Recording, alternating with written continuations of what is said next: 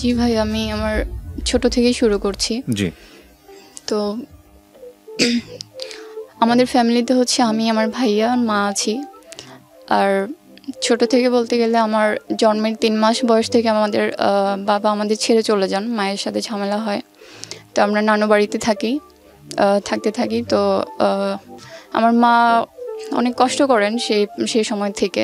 বাবার সাথে অনেক যোগাযোগ করার ট্রাই করেন, কিন্তু হয়নি কিছু। মানে আপনি কি কারণটা জানতেন যে কেন বাবার সঙ্গে সম্পর্ক নাই বা এই ডিটাচটা? বাবা একটু এডিক্টেড ছিলেন। এটা আপনার মা বলেছে, আপনি দেখেছেন কখনো? জি, মা বলেছে, আমি দেখিনি। দেখেননি, রাইট। তো মা অনেক কষ্ট করে আমাদের দুজনকে মানুষ করে। তো মা কাপড়ের বিজনেস করতো, আর অনেকভাবে আর কি মানুষের হেল্প নিয়ে আমাদেরকে বড় করেন। তো ছোট থেকে আমার পড়াশোনার প্রতি খুব আগ্রহ ছিল। তো আমাদের গ্রামের পরিবেশটা তেমন ভালো ছিল না, মানুষজনের দৃষ্টিভঙ্গি খুবই নেগেটিভ ছিল। তো আমি চেয়েছি যে ছোট থেকে চাইতাম যে আমি খুব পড়াশোনার করে খুব ভালো একজন মানুষ হব। তো মাকে সবসময় বলতাম যে মা, আমার এখানে ভালো লাগে না, আমি ভালো একটা জায়গায় ভালো একটা পরিবেশে থাকতে চাই, পড়াশোনা করতে চাই। তো আমার নানুর বোন, আমার নানু আর কি, তো ওনার মেয়ে আছে, মিরপুরে থাকতো। তো নানু বলে যে ওইখানে আমাকে পড়াশোনার জন্য পাঠাবে, তো আমাকে পাঠিয়েছিল।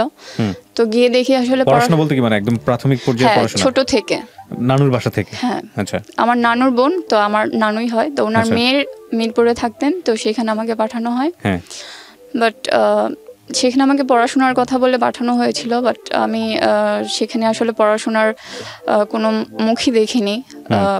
ওইখানে আমি টানা 6 মাস আমি সেখানে কাজ করি তাদের বাসায়। জি, সব ধরনের কাজ, ওনাদের ছোট বাচ্চার দেখাশোনা প্লাস যত ধরনের কাজ আছে আর কি, সব কিছুই করি। তারপর মা আমাকে একটা সময় নিয়ে আসে সেখান থেকে। মাকে কোনো অ্যাড্রেসও দেওয়া হয়নি ওই খালার বাসার, সেজন্য মা যেতেও পারেনি, দেখাও হয়নি। তো একটা 6 মাস পর মা যায় সেখানে, গিয়ে আমাকে নিয়ে আসে। তো এর মাঝে আবার আমি আমাদের গ্রামে একটা সার্কুলার আসে একটা মাদ্রাসার, এতিমখানার। তো সেখানে আমি পরীক্ষা দিই। পরীক্ষা দেওয়ার পর সেখানে আমি সিলেক্ট হয়ে যাই। তো কোন ক্লাস এটা? তখন ক্লাস 3। ক্লাস 3 তে? জি। ওকে। তো সেখানে আমি ভর্তি হই।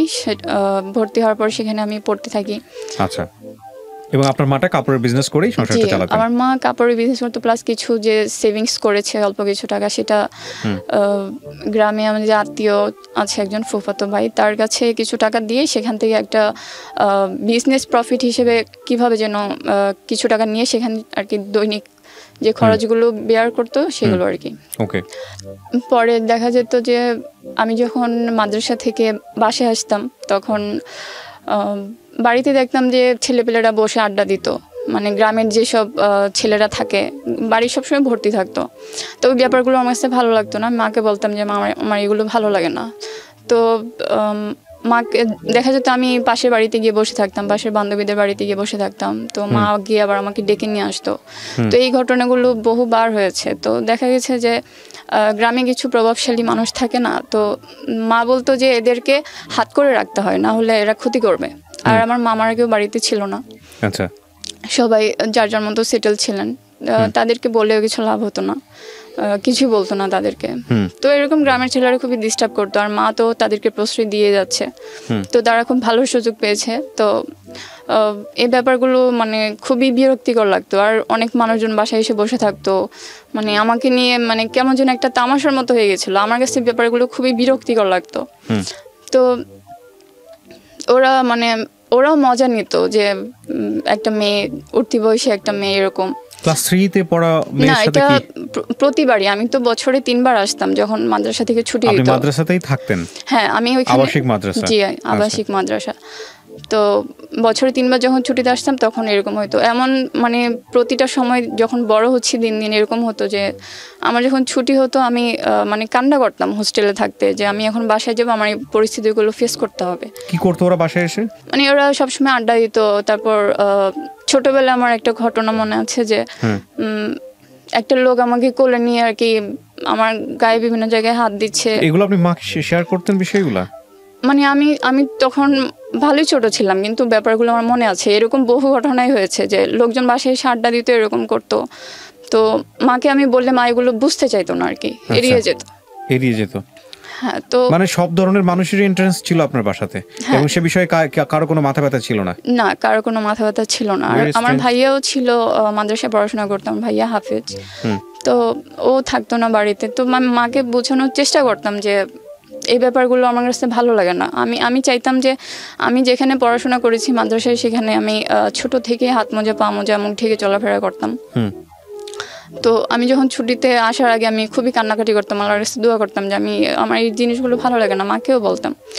তো যাই হোক, এরকম করে অনেক বাজে ঘটনাই হয়েছে গ্রামে। দেখা গেছে মা লোকদেরকে প্রতিনিয়ত বাড়িতে আসার জন্য দিত, তো হুট করে যদি তাদেরকে আসতে না করা হয় তারা নিশ্চয়ই খারাপ কিছু করবে। তো সেরকমই কিছু হয়েছিল একবার।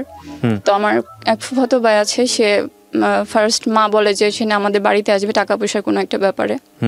তো আসে, বাড়িতে আসার পর সে বেশ কয়েকবারই আসতে থাকে। তো আগে যেসব ছেলেরা আসতো, তো ওরা ভাবতো যে এখন তাদেরকে আসতে নিষেধ করে দেওয়া হয়েছে। মানে মামার কাছে আর কি আমি বলেছি যে আমার এই ব্যাপারগুলো ভালো লাগে না, মা এরকম করে। তো মামা তাদেরকে আসতে না করে দিয়েছে আর কি। তো ওই ছেলেরা আবার রেগে গিয়ে মানে যে তাদেরকে আসতে না করে দিয়েছে, আবার আমার ফুফাতো ভাই আসতেছে আমাদের এখানে। তো একটা সময় দেখা গেছে যে একবার ওই ভাইয়াটা আসছে আমাদের বাড়িতে, তো ওই ছেলেরা এসে বাড়ির চারপাশ অনেক ঘেরাও করে অনেক নোংরা কথা উঠাইছে আমাকে নিয়ে। বাড়িতে অনেক ঢিল ছুড়াছুড়ি, অনেক মানে খুবই বাজে একটা অবস্থা হয়েছিল সে সময়। তো এই ঘটনাগুলো আমি ছোট থেকে ফেস করেছি। তো এভাবে আমি এবং মা এই বিষয়গুলো নিয়ে আপনাকে কোনো শেল্টার দিত না? মানে মার জায়গা থেকে আপনি কোনো সাপোর্ট পেতেন না এই বিষয়গুলো নিয়ে? অ্যাকচুয়ালি মার জন্যই এই প্রবলেমগুলো আমি ফেস করেছি। মার মানে কি ব্যাড সাপোর্টই আমি এগুলো ফেস করেছি। আচ্ছা। কারণ মার কাছে আমি কোনো এই ব্যাপারগুলো মানে বাবা মারা কি সন্তানদের যেভাবে আর কি লালন পালন করা উচিত বা তাদের সুরক্ষা দেওয়া উচিত, আমি এভাবে বললে না কিছু বুঝবো না, আপনাকে স্টোরিগুলো বলতে হবে যে আলটিমেটলি ঘটনা কি ঘটেছে। যাই হোক, তারপরে কি হলো আপনি এটা বলেন। হ্যাঁ, তারপরে আমি এভাবে এতিমখানাতে 9 বছর পড়াশোনা করি। এসএসসি পাশ করে আমি বাড়িতে চলে আসি, কারণ সেখানে ইঞ্জিনিয়ারিং ছিল। তো আমি ইঞ্জিনিয়ারিং পড়তে চাইনি। আমার ছোট থেকে স্বপ্ন ছিল যে আমি ডাক্তার হব। অ্যাকচুয়ালি আমার ব্যাকগ্রাউন্ড কিছুই ছিল না, একদম জিরো ছিল। তো বাট আমার ইচ্ছা ছিল যে আমি ডাক্তার হব। এই স্বপ্নটা আমার সেই ছোট থেকেই ছিল। তো আমি যখন এসএসসি পাশ করে গ্রামে চলে আসি, তো আমাদের যেহেতু কোনো টাকা পয়সা নেই, কোনো ব্যাকগ্রাউন্ড নেই, তো মা ডেফিনেটলি আমাকে পড়াশোনা করাতে পারবে না। তো মামাদের বলেছে, তো মামারা বলেছে বিয়ে দিয়ে দাও।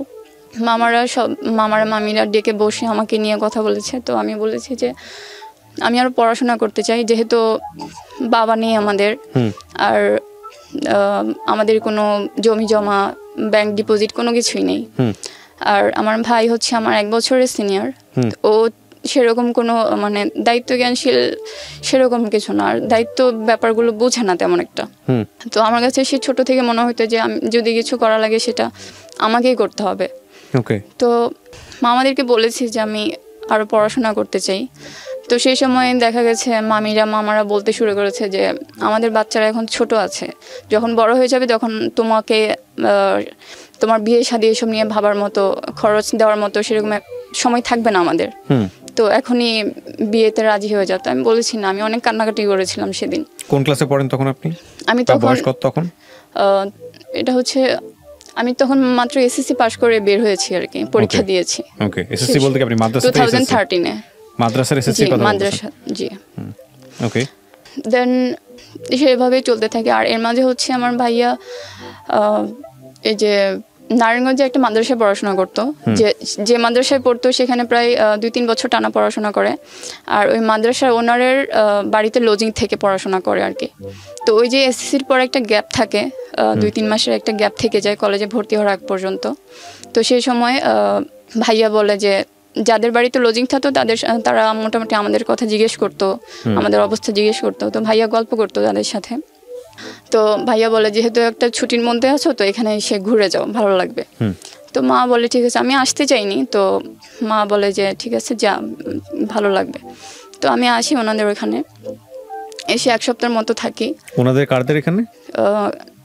কাকা আর কি, ভাইয়া যাদেরকে কাকা বলে, তাদের সাথে আমাদের ব্লাডের কোনো রিলেশন নেই, বাট ভাইয়া অনেকদিন যাবত থাকে সে হিসেবে আর কি। দেন ওইখানে আমি 1 সপ্তাহ থাকার পর আমি আবার বাড়ি চলে যাই। তো ওনারা আবার শুনতে পারে যে আমি গিয়ে কলেজে ভর্তি হব। এর মাঝে আবার একটা কাকা আছে, উনি আবার আমার নাম্বার রেখেছিল, ফোন নাম্বার বলেছে, আমি জাস্ট দিয়েছি নাম্বারটা। সম্পর্কের কাকা, কোনো আর কি ব্লাডের কোনো রিলেশন না, বললাম সম্পর্কের কাকা। হ্যাঁ জি ভাইয়া। তো তারপর আমি চলে আসি বাড়িতে। চলে আসার পর কলেজে ভর্তির সময় হয়ে যায়। তো মা আমাকে গ্রামের প্রতিবেশী একজন ভাইয়া আছে, ওনাকে নিয়ে গ্রামে ভর্তি করার মানে কলেজে ভর্তি করানোর জন্য নিয়ে আসে। তো আমাদের তো এরকম কোনো ছিল না, আর্নিং সোর্স ছিল না যে আমাকে প্রতি মাসে খরচ দিয়ে পড়াশোনা করাবে। আর আমি সবসময় একটা আবদ্ধ পরিবেশে বড় হয়েছি, টানা 9 বছর একটা মাদ্রাসা পড়েছি। তো হুট করে বাহিরে এসে আমি কোনো কিছু বুঝতে পারিনি যে কীভাবে কী করব। তো সরকারি কলেজে ভর্তি হওয়ার মতো ছিল না। অনেকে বলতেছিল যে সরকারি কলেজে পড়াশোনা ভালো হয় না।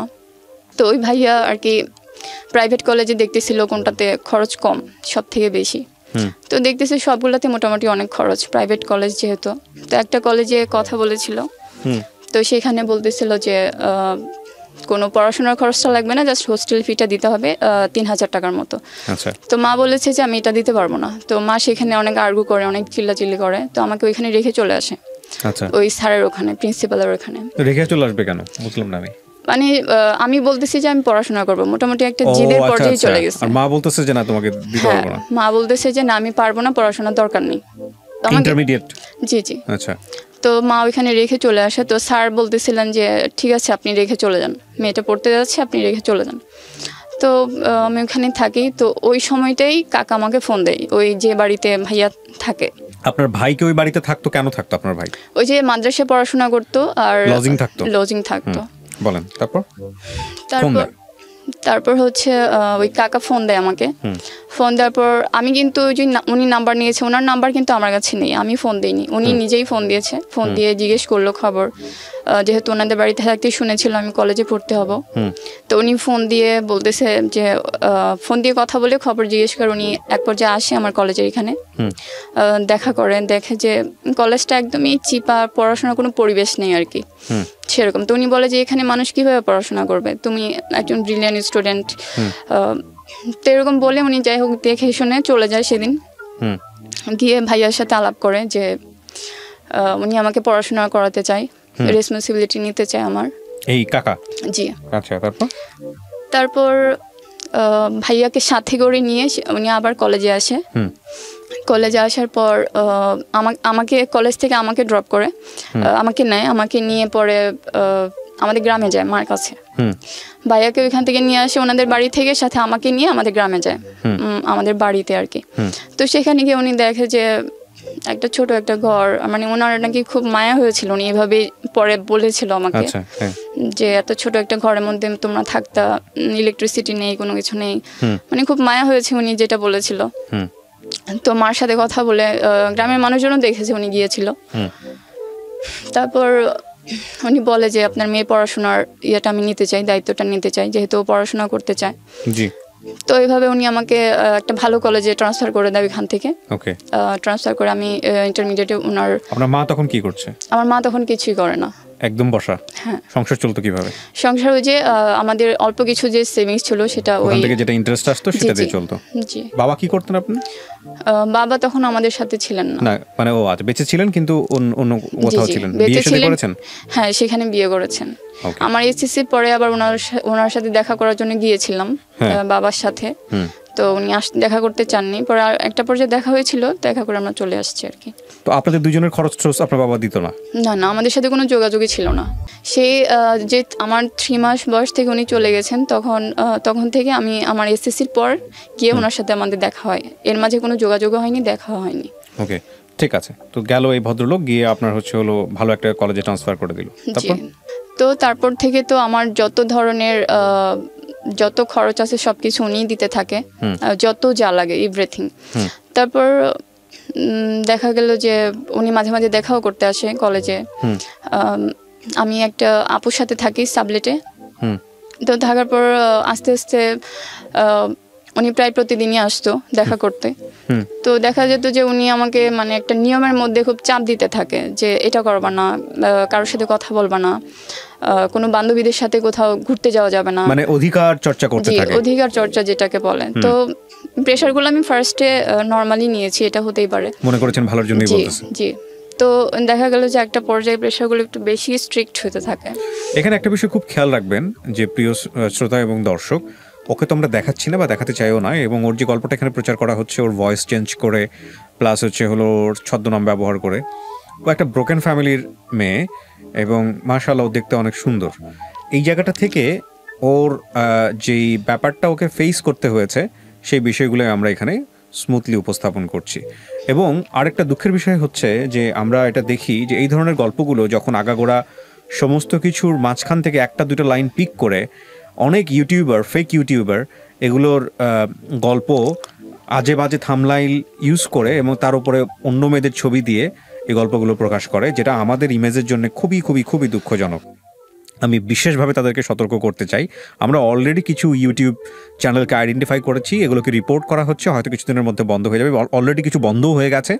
তাদেরকে আমি বলবো বিশেষভাবে যে যারাই কাজগুলো করেন তাদেরকে অবশ্যই আইনের আওতায় নিয়ে আসার জন্য চেষ্টা করা হচ্ছে। বারবার আপনাদেরকে সতর্ক করা হয়েছে, আপনারা সতর্ক হন নাই। এটা আপনাদের জন্য শেষবারের মতো ওয়ার্নিং, প্লিজ বি কেয়ারফুল, ওকে? এই ধরনের কাজ করবেন না। হ্যাঁ, আপনি যেটা বলছিলেন যে আপনার উপর অধিকার চর্চা করতে থাকে বেশি, তারপর জি, এই বিষয়গুলো খুব বেশি আর কি প্রেশার ক্রিয়েট করে আমার মেন্টালি। তো আমি একটা পর্যায়ে শুনতে পারি, মানে উনি মজার ছলে মানে বলে ইনডিরেক্টলি যে উনি আমাকে বিয়ে করতে চায়, এটা ইনডিরেক্টলি আমাকে বোঝায়। তো আমি এটা মাকে শেয়ার করি যে মা উনি তো আমাকে এভাবে বলছে। ইনডিরেক্টলি বলতে কি বোঝাইছে? ইনডিরেক্টলি বলতে মানে উনি মানে কিভাবে যেন বলতো যে আমি ইশারা ইঙ্গিতে বলতো, যে বোঝানোর চেষ্টা করতো যে উনি আমাকে বিয়ে করতে চায়। ইভেন এটাও বলতো যে আমি যদি এখন ইয়াং থাকতাম তোমাকে আমি এখনই বিয়ে করে ফেলতাম, এরকম মানে আরো অনেকভাবে বলতো। তো মাকে ব্যাপারটা জানাই, জানানোর পরে মা আমাকে বলে যে ধরবোকা, এটা সেরকম কিছু না, উনি হয়তো মজা করে বলেছে, এটা এরকম ছিল। তো যাই হোক, উনি দেখা যেত যে প্রতিদিন ঝগড়া করতো। তো মাঝে মাঝে উনি যখনই বাসায় আসতো, আমি যেখানে থাকতাম, তো উনি এসে ফোন ঘাটাঘাটি করতো, মানে যতবার আসতো ঠিক ততবারই ফোনটা চেক করতো, এভরিথিং, কাপড়ের প্রতিটা ভাঁজে ভাঁজে চেক করতো, তারপর আমার প্রতিটা জিনিস চেক করতো। আপনার রুমে যাওয়ার অ্যাক্সেস পেতো নাকি উনি? আমরা যে সাবলেটে থাকতাম, এক রুমে আপু থাকতো আর এক রুমে আমি থাকতাম। তো বলতে মানে ওই আপু পড়াশোনা না, আপুর না, ওটা অন্য আপু পড়াশোনা করতে আপনার সঙ্গে, অন্য একটা আপু। হ্যাঁ, তো ওই আপুর তো প্রবলেম হওয়ার কথা, এরকম একটা বয়স্ক লোক আপনাদের রুমে ঢুকে যাচ্ছে, চেক করতেছে। তো ওইটা আর কি উনি বাসাটা নেওয়ার আগে কথা বলে নিয়েছে যে আমি ওর গার্ডিয়ান হিসেবে নিচ্ছি, তো মাঝে মাঝে আসবো, এরকম এভাবে আর কি। ওই আপু আপনার সঙ্গে ঢুকেছে, বাসাটা নিয়ে দিয়েছে কি ওই লোকই? হ্যাঁ, আমরা দুজন একসাথে উঠেছিলাম আর কি। ওই আপুর সঙ্গে আপনার পরিচয় কিভাবে? আপুর সাথে পরিচয় নয়, যে সাবলেটে ভাড়া নেওয়ার ফোন নাম্বার এভাবে পরিচয় হয়েছে। আচ্ছা, তো উনি বাসায় ঢুকতো, ওই আপু কি জানতো উনি আপনার কি হয়? জানতো যে আমার আঙ্কেল হয়, সেরকম। ওকে, আঙ্কেল কিরকম আঙ্কেল সেটা জানতো না? হ্যাঁ, জানতো যে আপনি যদি কোনো কিছু এখানে মিথ্যা বলেন আপনি কিন্তু ধরা পড়ে যাবেন। না, মিথ্যা বলছি না, সে আপু সবই জানতো যে উনি আমাদের রক্তের কেউ না, জাস্ট আমাকে আমার রেসপন্সিবিলিটি নিচ্ছে, আমার আঙ্কেল হয়, এরকম। তো এরকম ভাবে আপনার ফোন চেক করতো, আপনার চেক করতো, এগুলো খুব নরমাল ছিল বিষয়গুলো? ও সামনেই ঘটনা, একটা রুমের মধ্যে সবার তো বোঝার কথা বিষয়গুলো। আপুর রুমে থাকতো, আপু আমার রুমে আসতো না। যখন দুইটা রুম ছিল, তো কাকা যখন আসতো উনি দরজা খোলা থাকতো, বাট উনি রুমে এগুলো করতো, মানে আমার সব জিনিস চেক করতো। আপনি তখন রুমে থাকতেন? হ্যাঁ, রুমেই থাকতাম। রুমে থাকা অবস্থায় উনি এন্ট্রান্স নিত? এই বয়স্ক একজন মানুষ, এটা তো উচিত না। কিন্তু এরকমই ছিল, আপু কিছু বলেন, যেহেতু উনি বাসা নেওয়ার আগে আপুর সাথে কথা বলে নিয়েছে যে আমি মাঝে মাঝে আসবো, ওর জিনিসপত্রগুলো দিয়ে যাব, প্রয়োজনীয় জিনিস, এভাবে আর কি কথা হয়েছিল। ওকে, কিন্তু আপনার জায়গা থেকে এটা না ছিল না? হ্যাঁ, আমি বলেছি, কিন্তু আমি আসলে ওনার কথা ছিল সবসময় এরকম যে আমি তোমার সবকিছু দেই, যে খাওয়াই পড়ায় সে সবকিছুই করতে পারে। মানে লাইক আপনার সব ধরনের রেসপন্সিবিলিটি সে নিয়েছিল। জি, সবকিছু। সেক্ষেত্রে আপনি তাকে এইভাবে নাও করতে পারতেন না, দ্যাট ইজ দ্য ফ্যাক্ট। এই ফ্যাক্টগুলো একটু চিন্তা করতে হবে আসলে। তারপর কি হলো? তো এইভাবে চলতে থাকে। তো আমি ইন্টার ফার্স্ট ইয়ারে উনি আমাকে একটা ফোন কিনে দেয়, টাচ ফোন। তো আমার একটা ফ্রেন্ড ছিল, তার সাথে আমার ফোনে পরিচয় হয়েছিল। তো ফ্রেন্ড বলতে আলটিমেটলি তার সাথে আমার প্রেমের সম্পর্কই হয়েছিল ফোনের মাধ্যমে জাস্ট, কিন্তু দেখা হয়নি। আচ্ছা, তো উনি সেটা জানতে পারে, জানার পরে মানে দেখা গেছে যে ওনার যে মানসিক টর্চারগুলো সেটা অনেক বেড়ে যাচ্ছে দিন দিন। ওনার বাসাতেই আপনার ভাই লজিং থাকতো? হ্যাঁ, ওনার বাসাতেই থাকতো। তো আলটিমেটলি ওনার বাচ্চা কাচ্চা কয়জন ছিল? ওনার ছেলে, 2জন ছেলে আছে। তো বড় ছেলেকে পড়াতো আমার ভাইয়া। ও, কোন ক্লাসে পড়তো তখন? মেবি 2 বা 3-তে পড়তো। আরবি পড়াতো আমার ভাইয়া আর কি। আচ্ছা, আপনার ভাই কোরআনের হাফেজ ছিলেন? জি। আচ্ছা, ঠিক আছে, তো এই এই এই প্রেমের সম্পর্কটা উনি জানলো কিভাবে? উনি যে ফোন চেক করছিল, তো হুট করে উপরে স্ক্রিনে মেসেজ চলে আসে, তো সেটা দেখে উনি বুঝতে পারে যে এরকম। তারপর উনি চেক করে, সবগুলো মেসেজই চেক করে। তারপর আমি বলি এরকম, তারপর উনি তো আরও পুরো খেপে যায়। এর আগ পর্যন্ত উনি অত বেশি টর্চার করেনি, মেন্টালি অত বেশি প্রেশার দেয়নি আমাকে। তো সেটার পর উনি বুঝে ফেলে যে আমার কারোর সাথে সম্পর্ক আছে। এর আগে উনি সেটা মানে বিশ্বাস করতো না যে আমার কারোর সাথে সম্পর্ক আছে, জাস্ট এমনি শুধু অধিকার খাটানোর চেষ্টা করতো। তারপর আপনার জায়গা থেকে রেসপন্স কি ছিল? আমি অলওয়েজ, মানে টু বি অনেস্ট, আপনি কি করতেন? আপনি তো তাকে স্ট্রিক্টলি নাও বলতেন না নিশ্চয়ই, নাকি বলতে পারতেন? বিকজ না বললে তো আপনার পড়াশোনার সমস্ত কিছু বন্ধ হয়ে আমি যায়। ওনাকে এভাবে সবসময় বলেছি যে ওই শুরু থেকে আমি বলে আসছি যে এগুলো তো নর্মাল ব্যাপার। আমার বাবাও যদি হতেন, এগুলো হয়তো প্রেমের ব্যাপারটা না, যে কোনো বিষয়ে আমাকে এত অধিকার দেখাতেন না। উনি এত বেশি স্ট্রিক্ট ছিলেন আমার প্রতি যে আমি ওনাকে বলতাম যে একজন বাবা মাও সন্তানের প্রতি এত বেশি স্ট্রিক্ট হয় না, আপনি যতটা আমার প্রতি এইভাবে মেন্টালি টর্চার করে আসছেন। উনি মনে করতো যে উনি আমার ভালোর জন্য করছে, কিন্তু আসলে ব্যাপারটা সেরকম ছিল না। আচ্ছা, যাই হোক, তারপর দেখা গেল যে আবার মা তো বাড়িতে একা থাকতো গ্রামে, সেখানে দেখা যেত আমি তো চলে আসছি, আমি তো আর গ্রামে থাকি না। তো ওইখানে যে ছেলে পেলেদের যে উস্কানি দিয়েছিল মা ছোট থেকে, তো ওরা তো আমাকে পাচ্ছে না। তো সেখানে দেখা যেত যে ছেলেরা এসে বাড়িতে ঢিল ছুটতো আমাকে না পেয়ে। উস্কানি মানে কি? মানে পাত্তা দিয়েছিল বা নিষেধ করে নাই যারা? হ্যাঁ, যে ছেলেরা চেয়েছিল যে আমার সাথে সম্পর্ক করতে, প্রেম করতে, বা অনেকে চেয়েছিল বিয়ে করতে, তো মা সেগুলোকে প্রশ্রয় দিয়েছে, তাদেরকে বাড়িতে এনে বসিয়ে রেখেছে, তো তারা আড্ডা দিয়েছে। তো আমিও ছিলাম সেখানে, তারা সেগুলো এনজয় করেছে। তো যখন আমি ছিলাম না একটা পর্যায়ে, তো তারা সেই রাগগুলো, ক্ষোভগুলো প্রকাশ করছে। তো বাড়িতে ঢিল ছুঁড়ে, তারপর ঘরের দরজাতে এসে টয়লেটের ময়লা পর্যন্ত এনে রেখে যায়, অনেকভাবে বাসায় মাকে টর্চার করতে শুরু করে। তো লাস্ট পর্যায়ে বাড়িতে আগুন দেয়। মানে গ্রামের বাড়ি তো, সাইডে গাছের কলা পাতা গাছের ইয়া দেওয়া ছিল, বেড়ি দেওয়া ছিল। তো সেখানে আগুন দেয়। তো রাত্রিবেলা মা ঘুম থেকে উঠে এগুলো দেখে। তো সকালে আমাকে বলে, আমি এই ব্যাপারগুলো কাকাকে বলি, বুঝিয়ে বলি যে মার ওখানে থাকতে কষ্ট হচ্ছে। তো উনি আবার এদিকে যেহেতু উনি আমাকে সন্দেহ করা শুরু করেছে, তো উনি সেই ইয়েতে মাকে বলে যে আপনি এখানে চলে আসেন, মানে মেয়ের কাছে চলে আসেন। হ্যাঁ, মেয়ের কাছে চলে আসেন। তো মা আমার কাছে চলে আসে। আপনাকে যে এই ধরনের সাপোর্ট দিচ্ছিল, এটা কি ওর ফ্যামিলি জানতো? না, না, ফ্যামিলি জানতো না, পুরোটাই গোপন ছিল। পুরোটাই গোপন ছিল। ওকে, তারপর মা চলে আসে আমার কাছে। আসার পরে দেখা যেত যে আমার মা আসলে, আমি বলতে কষ্ট হলেও সত্য, আমার মা একটু আমি সেই ছোট থেকে দেখে আসছি, সে একটু যে মানে তাকে যে একটু হেল্প করে সে তার কথাই বলে আর কি, একটু গ্রিডি টাইপ। মা চলে আসে আমার কাছে। মা আসার পর দেখা গেল যে মাও আমার এগেনস্টে তার সাথে অনেক কিছু বলতে থাকে। আমার কাকার সাথে? জি জি। দেখা গেছে আমি একটা মেয়ে বান্ধবীর সাথেই ফোনে কথা বলছি, মা তাকে ফোন দিয়ে বলে আমি কার সাথে যেন কথা বলছি। ইভেন দেখা গেছে যে আমি একটা মানে ফোনে একটা ড্রামা দেখে একটু হাসছি, তো মা মনে করে যে আমি কারোর সাথে ভিডিও কলে ফোনে কথা বলছি, হাসতেছি, এরকম ব্যাপারগুলো। তো এভাবে উনি টর্চারগুলো অনেক বেশি মাত্রায় আর কি করতে থাকে। তো আমি এক পর্যায়ে এগুলো আর নিতে পারছিলাম না। ইভেন আমি এক পর্যায়ে রাগ করে বাসা থেকে বের হয়ে গিয়েছিলাম। উনি বলেছিল যে তুমি বের হয়ে যাও আমার বাসা থেকে। কে বলেছিল? এই কাকা বলেছে। কাকা, আচ্ছা, তারপর? তো আমি রাগ করে, এর মাঝে অনেক ধরনের টর্চার করে আমাকে। আমি পড়াশোনা করতে পারি না, ভাইয়াকে ডেকে নিয়ে এসে আমাকে মারও খাওয়ায়। তো মানে আপনার ছোট ভাই? আমার বড় ভাই। উনি বড় ছিল আপনার? হ্যাঁ, 1 বছরের বড়। আচ্ছা, তারপর? আমি পরে উনি বলে যে তুমি আমার বাসা থেকে বের হয়ে যাও, তুমি আমার কথা শোনো না, আমি যা বলি তা করো না। তো আমি পরের আগে বের হয়ে যাই।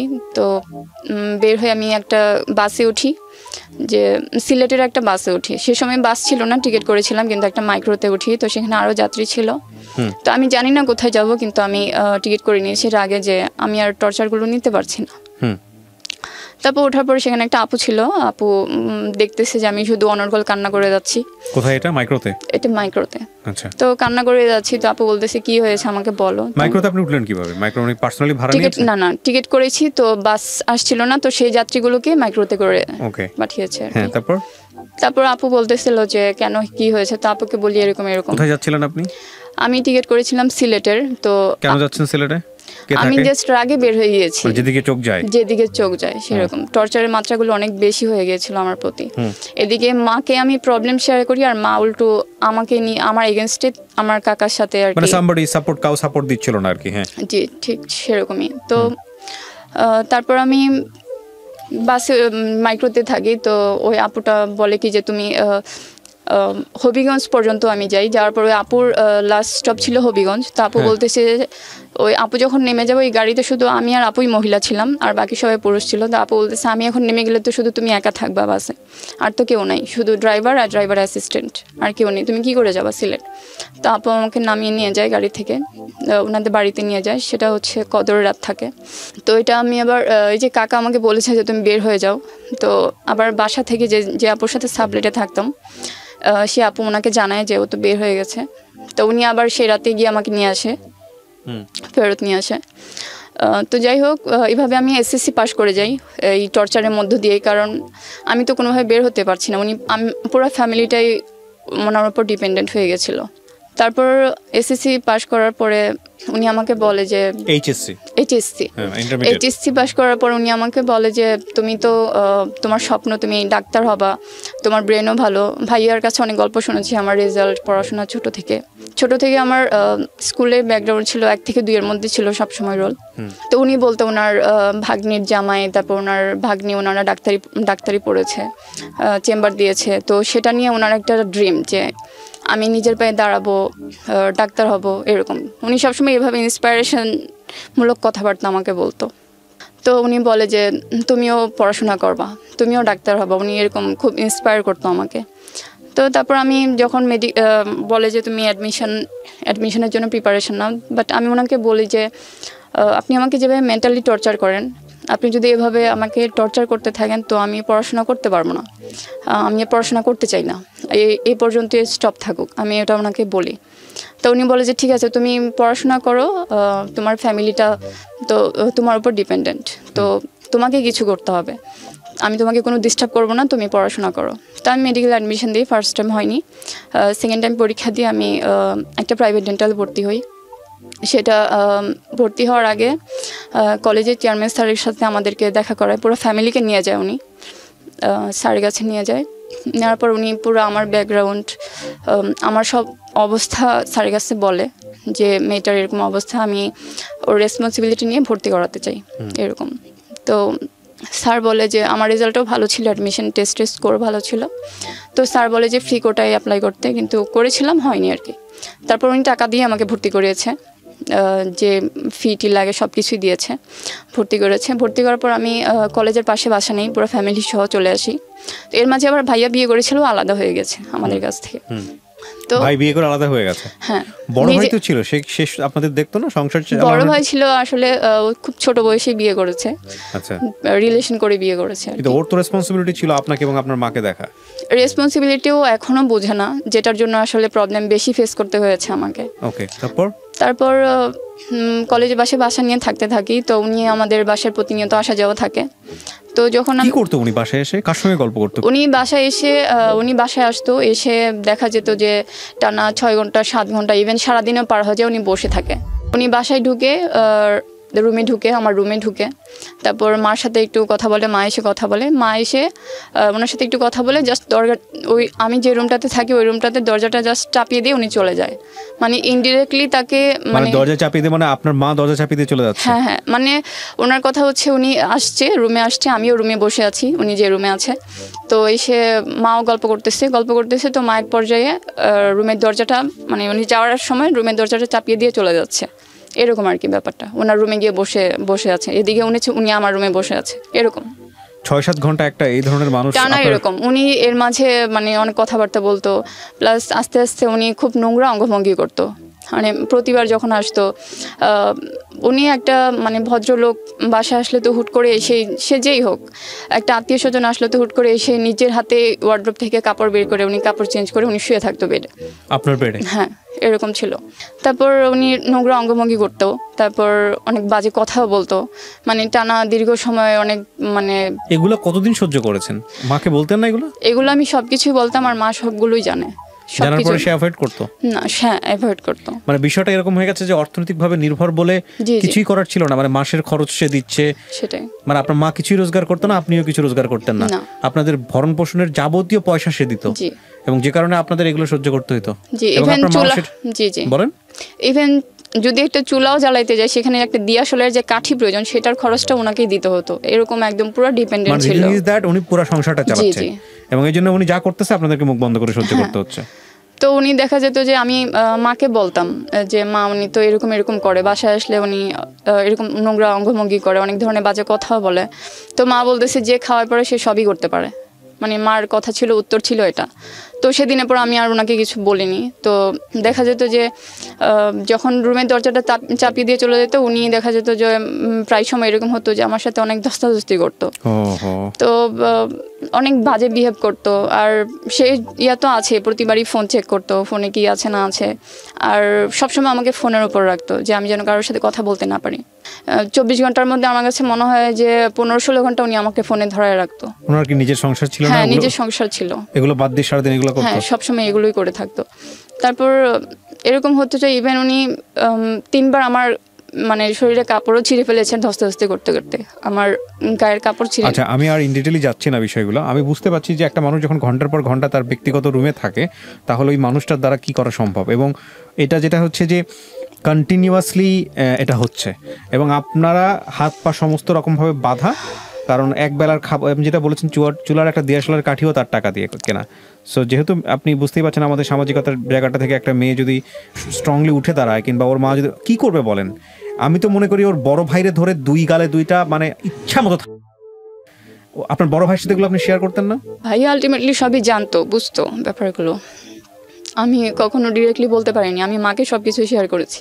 আচ্ছা, তো আপনার ভাই কি করতো, পেশায় কি ছিল?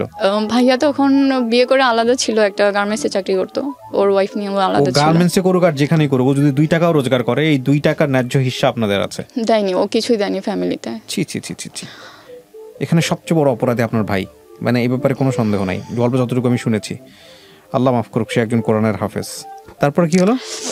আমি কাকার ব্যাপারগুলো বলি যে উনি আমার সাথে কিরকম বিহেভিয়ারগুলো করেছে। উনি প্রতিটা সময় আমার সাথে আর কি লেগেছিল। আমি সকালে ঘুম থেকে উঠে উনি আমাকে ফোন দিত, ইভেন রাত্রে ঘুমানো যাওয়ার আগ পর্যন্ত আমি ওনার টর্চারের উপরে থাকতাম। কলেজে যাওয়ার সময় ফোন দিতে হতো ওনাকে, না ধরলেই সমস্যা। তারপর কলেজে গিয়ে ফোন ধরে রাখতে হতো, কলেজের প্রতিটা ক্লাসের মাঝে 5 মিনিট গ্যাপ থাকতো, সেই সময় ওনাকে ফোন দিতে হতো, না হলে মনে করতো আমি কোথাও বের হয়েছি। তারপর দেখা যেত উনি কলেজে গিয়েও বসে থাকতো, আমার ফ্রেন্ডরা দেখেছে অনেকবার। তো ওরা আমাকে বলতো যে তোর চাচা কেন এরকম করে তোর সাথে, এরকম ওরা বলতো আমাকে। তো আমি তো কিছু বলতে পারতাম না। ইভেন কলেজে কোনো প্রোগ্রামে আমি ঠিকভাবে অ্যাটেন্ড করিনি।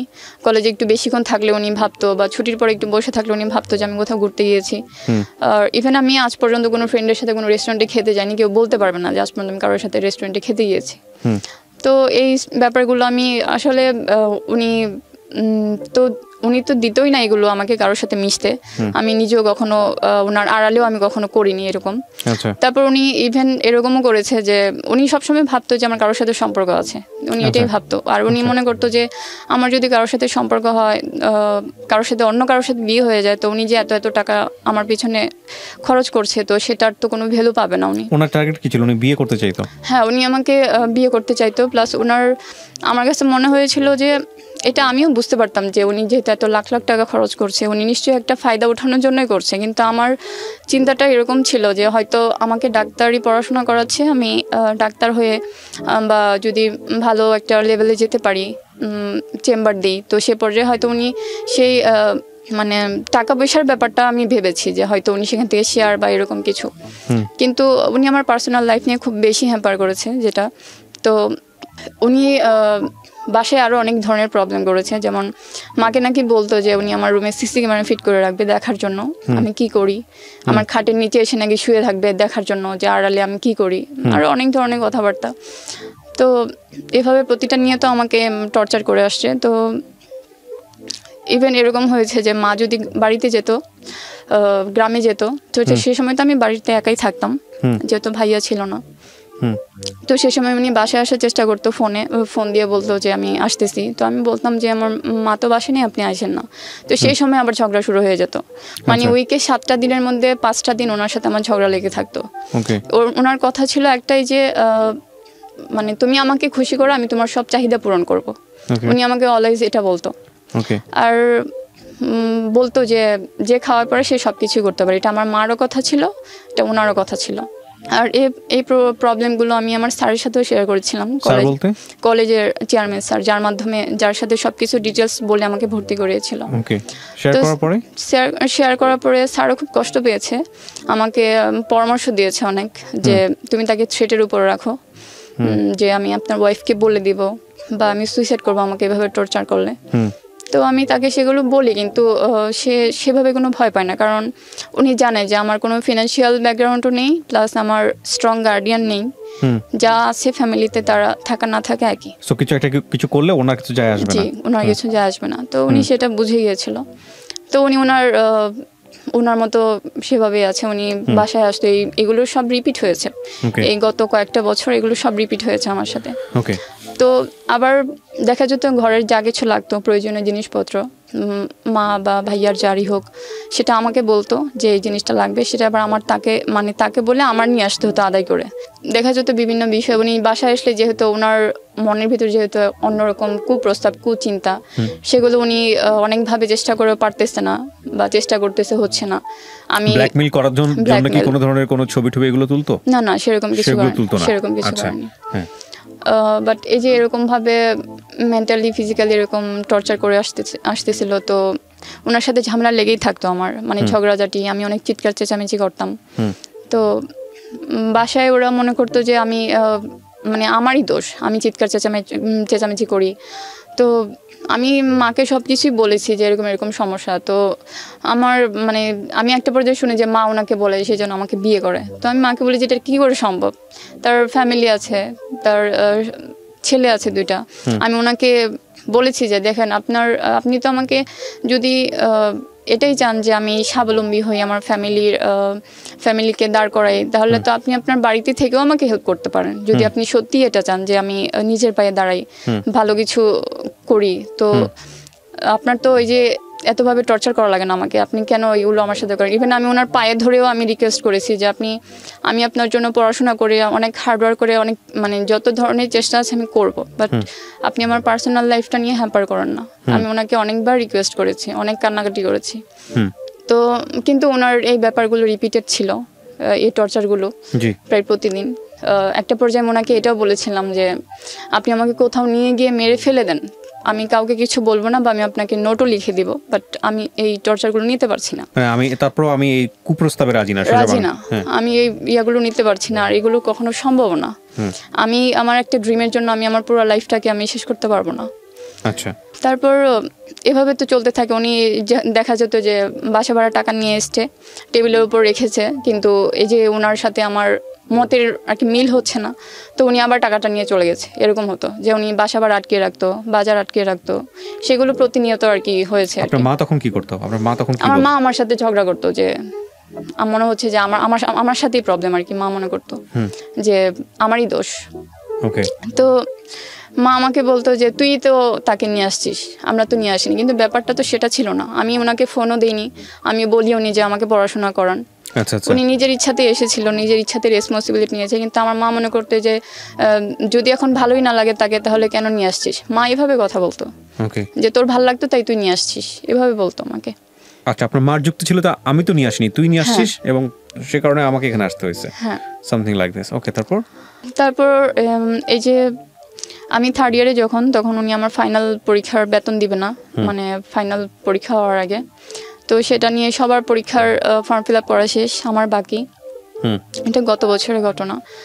তো কলেজের স্যারের সাথে কথা বলি, স্যারের সাথে আমার আগে কাকা ওনার সাথে কথা বলে, অনেক বাজে কিছু বলে, বাজে কথা বলে আমাকে নিয়ে, যে আমার অনেক ছেলেদের সাথে সম্পর্ক, আমি ওনার কোনো কথা শুনি না, এগুলো উনি বলতে থাকে। কিন্তু কখনো উনি আমার ফোনে এরকম কিছু পাইনি। ফোন যতবারই চেক করেছে কখনো কিছু পাইনি, বাট বানিয়ে অনেক কিছু স্যারকে বলেছে। তো স্যার নাকি ওনাকে রিপ্লাই করেছে যে তাহলে এই মেয়েকে 1 বছর গ্যাপ দেন, ওর পড়াশোনার দরকার নেই, 1 বছরের শিক্ষা হোক। মানে আপনার এই প্রিন্সিপাল স্যার? হ্যাঁ, স্যার এটা বলেছে। তো আমি আবার স্যারকে ফোন দিয়েছিলাম, তো স্যার আবার আমাকে আমার মতো করে কথা বলেছে, আমাকে সাপোর্ট দিয়েছে যে তুমি কথা বলো তার সাথে, বলো। সে দুই পক্ষই ম্যানেজ করার চেষ্টা করতে একটা। আচ্ছা। কাকাকে ফোন দিই, যে আমাকে আবার সেদিন ফোন দিয়েছিল কলেজ থেকে, যে আমাকে অফিসে খুঁজছে, সবার ফর্ম ফিল আপ হয়ে গেছে, আজকে লাস্ট ডেট। তো সন্ধ্যায় আমি জানতে পারি। তো ওনাকে ফোন দিয়ে অনেক কান্নাকাটি করি যে এত বছর কষ্ট করে এত স্ট্রাগল করে কী লাভ হলো। তো উনি মানে প্রতিবারই বলতে থাকে আমি টাকা পয়সা দেবো না, তো আমার কথা শোনো না তুমি, আমি যা বলি তা শোনো না, যা বলি তা করো না। তো একটা পর্যায়ে উনি বলে যে ঠিক আছে টাকা এসে নিয়ে যাও। তো উনি দেয় আর কি। পরে 3rd ইয়ার পর্যন্ত উনি আমাকে ফর্ম ফিল আপ পর্যন্ত সেই পর্যন্ত টাকা দিতে থাকে।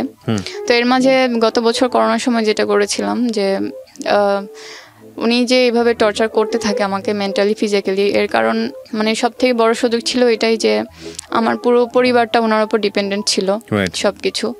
তো আমি ভাবলাম যে এইভাবে কতদিন চলবে, সব তো আমার উপর দিয়ে যাচ্ছে, কারো কোনো মাথা ব্যথা নেই, আমার ফিউচার কি আসলে। তো আমি আল্লাহর কাছে অনেক দোয়া করি, নামাজ পড়ে অনেক কান্নাকাটি করে যে আল্লাহ এমন একটা ওয়ে বের করে দাও যেন আমি কিছু একটা করতে পারি। যেহেতু আমার ভাইয়া সব দেখেও দেখে না, বুঝেও বোঝে না, আর আমার মা তো আজ সব চোখের সামনে দেখতেই পাচ্ছে। তো আমি কলেজে আসা যাওয়ার পথে আমার রান্নার হাতটা খুব ভালো ছিল। তো আমি মনে করি যে মেডিকেলে পড়াশোনার পাশাপাশি খুব বেশি কিছু করা যায় না, জব বা এরকম কিছু খুব টাফ হয়ে যায়। তো আমি ছোট একটা দোকান খুঁজি, পরে একটা দোকানের সন্ধান পাই। তো আমি সেখানে কথা বলি, তারপর বাসায় জানাই যে একটা ফাস্ট ফুডের দোকান দেওয়া যায় যেটা আমাদের ফ্যামিলির জন্য সাপোর্ট হতে পারে। সেখানে আমি খাবারগুলো মেক করে দিব, আর ভাইয়া যদি থাকে তো সাপোর্ট হবে। তো সে সময় আবার ভাইয়া জব করে, জব করতে, কিন্তু তারপর তখনও ভাইয়া কিছু দেয়নি আমাদের ফ্যামিলিতে। তো আমি বাসায় কথা বলি, সেটা মা আবার কাকার সাথে আলাপ করে। তো মার কথা হচ্ছে যে কোনো ডিসিশনের আগে কাকা যা বলবে তাই। তো মা বলে তোর কাকা যদি রাজি হয় তাহলে আমি রাজি হব, কারণ যে কোনো একটা স্মল কোনো কাজ করতে গেলেও তো একটা টাকা পয়সা দরকার হয়, পুঁজি দরকার হয়। তো মার কাছে 1 লাখ টাকা ছিল, আমি বলেছি যে সে টাকাটা কাজে লাগাবো। তো মা বলতেছে আমি তোর কাকা রাজি না হলে আমি টাকা দিব না। তো কাকার সাথে কথা হয়, তো কাকা মনে করে যে যদি আমরা নিজেরা কিছু করার একটা ওয়ে পেয়ে যাই তাহলে তার ওনার কোনো হেল্প নিতে হচ্ছে না। উনি সেই চিন্তা থেকে উনি বলে যে ঠিক আছে তুমি কাজ করো, আমিও সেখানে ইনভেস্ট করব, এটা উনি বলে। তো ভাইয়াকে আমাকে সাথে নিয়ে কথা হয় ওনার সাথে। তো উনি বলে যে তুমি কাজ করো, সেখান থেকে আমাকে একটা শেয়ার দাও। তো আমি ওনাকে বলি যে আমাদের ফ্যামিলির অবস্থা তো আপনি সবই জানেন, তো সেক্ষেত্রে এখানে যদি আমরা কিছু করি, কোনো একটা সাপোর্ট যদি বের করতে পারি, সেক্ষেত্রে আপনাকে তো টাকাটা তো আপনার কাছ থেকে সেই হেল্পটা নিতে হচ্ছে না। সেক্ষেত্রে কিন্তু আলটিমেটলি আপনার বোঝাটা কমে যাচ্ছে, আপনাকে সেই টাকাটা দিতে হচ্ছে না আমাদেরকে। তারপর দেখা যাবে যে কাজটা করে যদি আমরা একটা ভালো কিছু করতে পারি, বড় কিছু করতে পারি, তো সে সময় হয়তো আমরা শেয়ার নিয়ে কথা বলতে পারি। এটা আমি আমার ভাইয়াকে সাথে নিয়ে ওনাকে বলেছি। তো উনি বলেছে ঠিক আছে কাজ করো, শুরু করো, পরেরটা পরে দেখা যাবে। তারপর উনি সেখানে কিছু টাকা ইনভেস্ট করে। তারপর আমিও সে সময় আমার ফাইনাল পরীক্ষার সময় থাকে, বাট আমি পড়াশোনার প্রতি তেমন ফোকাস করতে পারি না। এখানে সেখানে দোকানের কাজ নিয়ে ছোটাছুটি করি, প্রয়োজনীয় জিনিসপত্র যা লাগে সবকিছু আমি অ্যারেঞ্জ করি। আমাকে ওনারা হেল্প করে, সাথে যায় কেনার জন্য, বাট সব জায়গায় আমি আর কি গিয়ে মানে সরাসরি গিয়ে সবগুলো জিনিস অ্যারেঞ্জ করে নিয়ে আসি, দোকানটাও অ্যারেঞ্জ করি। তারপর যে সময়টাতে আমি দোকানটা ওপেন করতে যাব, তখন কাকা বলে যে আমার শেয়ারটা আমাকে লিখে দাও, নাহলে আমি দোকানটা ওপেন করতে দিব না। তারপর আমি ওনাকে বলি যে আপনি তো এই কথাটা বলেননি শুরু করার আগে, সবকিছু রেডি, এখন দোকানটা খুলতে পারবো না শুধুমাত্র এটার জন্য। তো উনি অনেক ছেড় দিতে থাকে, তুমি কিভাবে দোকান খুলো আমি দেখে নিব। তো তারপর উনি বলে ঠিক আছে তুমি আমার সব জিনিসপত্র দিয়ে দাও, টাকা ফেরত দিয়ে দাও, তারপর শুধু তোমারটা নিয়ে তুমি থাকো। তারপর ওনাকে অনেক রিকোয়েস্ট করি, অনেক কিছু মানে বুঝিয়ে সুঝিয়ে মাও বলে। তারপর আমি দোকানটা শেষ মতো খুলি, রান করি। তো দোকানটা রান করার পরে ওখানে রান্না করে নিজেরা সার্ভ করতেন? হ্যাঁ, আমি বাসা থেকে খাবারগুলো মেক করে দিতাম প্রাথমিক পর্যায়ে। তো ভাইয়া সে সময় জবটা আবার ছেড়ে দিয়েছে দোকানের জন্য। দোকানটা কোথায় ছিল? ঢাকাতেই? হ্যাঁ, ঢাকাতেই, আমার কলেজের পাশে ছিল। তো ভাইয়া সে সময় 3 বেলার খাবার রান্না করতেন? 3 বেলার না, ওইটা ফাস্ট ফুডের দোকান ছিল। তারপর তো আমি খাবারগুলো মেক করে দিতাম আর ভাইয়া সেখানে কাজ করতো। তো ওকে আলটিমেটলি আমি বলেছিলাম আর কি যে জবটা ছেড়ে দিতে, কারণ যেহেতু ও না থাকলে হচ্ছে না, আমার ক্লাস থাকে, পড়াশোনা থাকে। আমি বাসা থেকে খাবারগুলো প্রিপেয়ার করে দিতাম, ও দোকানটা সামলাতো। তো প্রাথমিক পর্যায়ে তো আর প্রফিট আসে না দোকান থেকে, তো লস হতে থাকে দোকানে, কারণ যেহেতু মাত্র শুরু করেছি।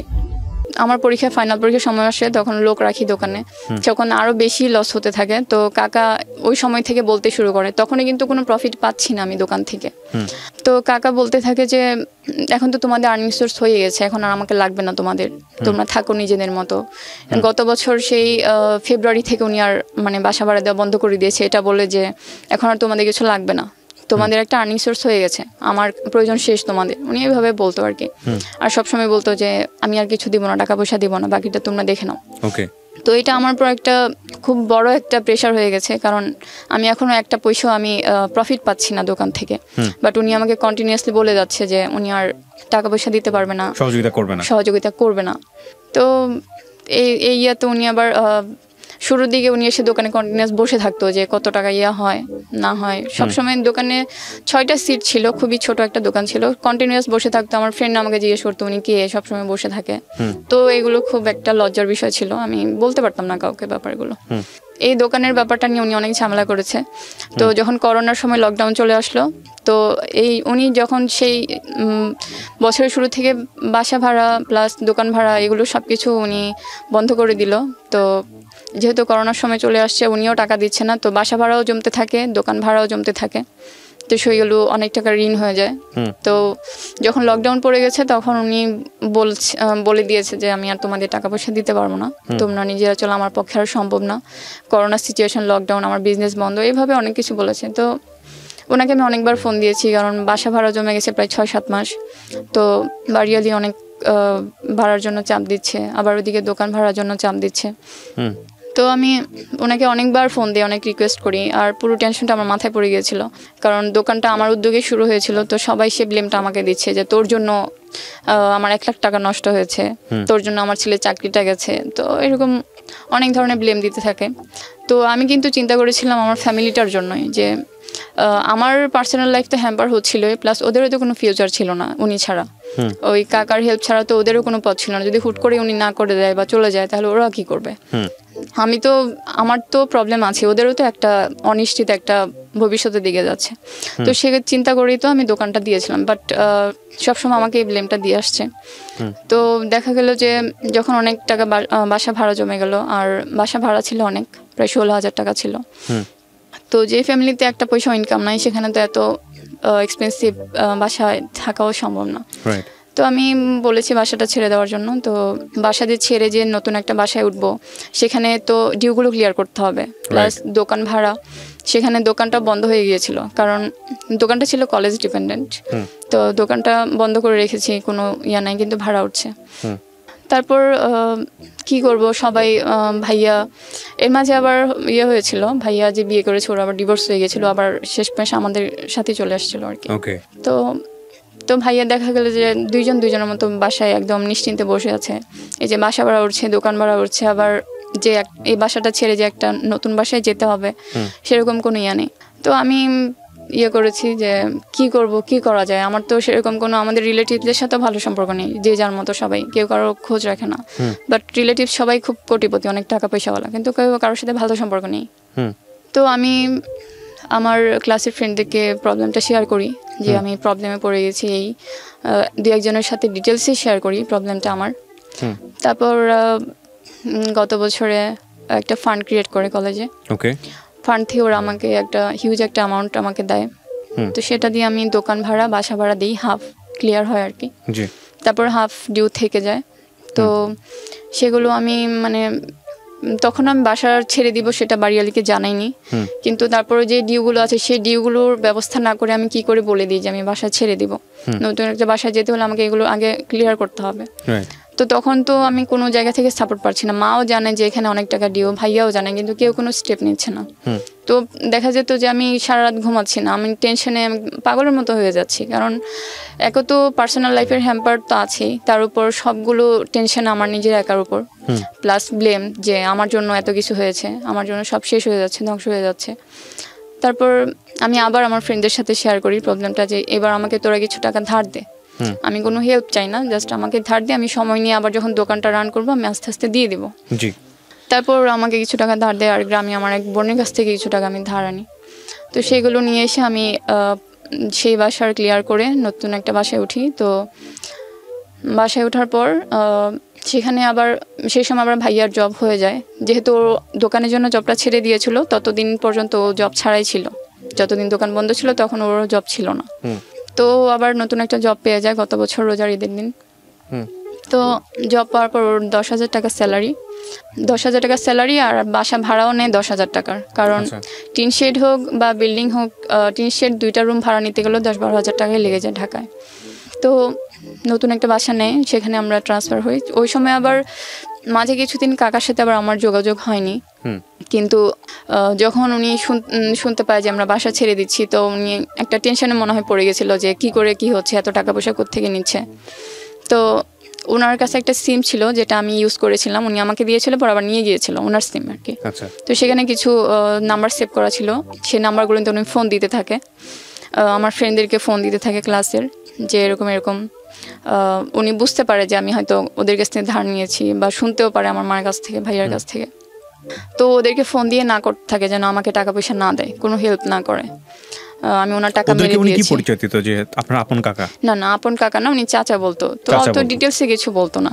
তারপর হ্যাঁ, তো কয়েকজনকে আবার মেসেঞ্জারে নক করেছে উনি, ছদ্মনাম ব্যবহার করে আইডি খুলে খুলে। এটা উনি আমার জন্য করতো, আমার সাথেও অনেকবার করেছে। উনি ছদ্মনাম ইউজ করে করে এক এক নাম্বার থেকে আমাকে রিকোয়েস্ট পাঠাতো।